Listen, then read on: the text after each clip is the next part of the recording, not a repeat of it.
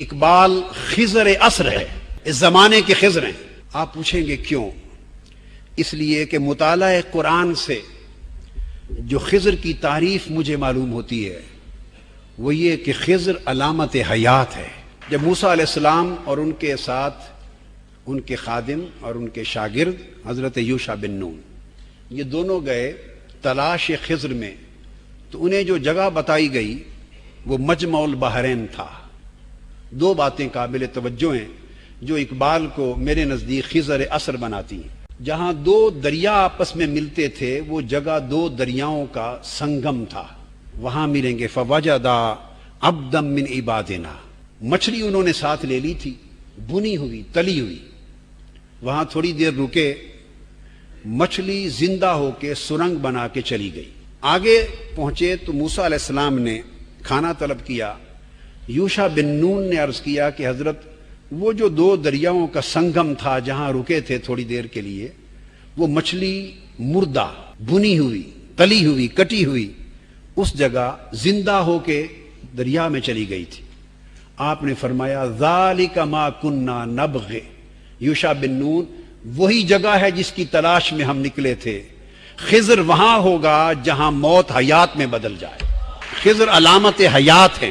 جس خضر وہ تھے جنہوں نے اس آب و ہوا کو یہ سلیقہ اور تاثیر دے دی کہ موت کو حیات سے بدل دیں۔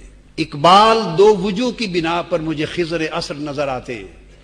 ایک تو یہ کہ وہ علامت حیات تھے، اقبال پیغام بر حیات ہے، پیام بر حیات ہے۔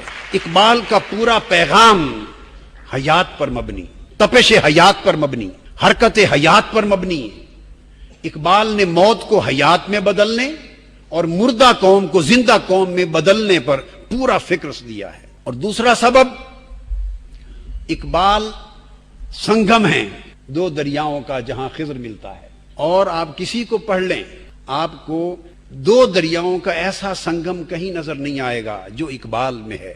اقبال بحر عقل اور بحر عشق کا جہاں ملاپ ہوتا ہے اس سنگم کا نام اقبال ہے۔ بحر عقل اور بحر عشق کا جہاں ملاپ ہوتا ہے اس سنگم کا نام اقبال ہے۔ بحر علم اور بحر شوق کا جہاں ملاپ ہوتا ہے اس سنگم کا نام اقبال ہے۔ بحر عرفان اور بحر ایقان کا جہاں ملاپ ہوتا ہے اس سنگم کا نام اقبال ہے۔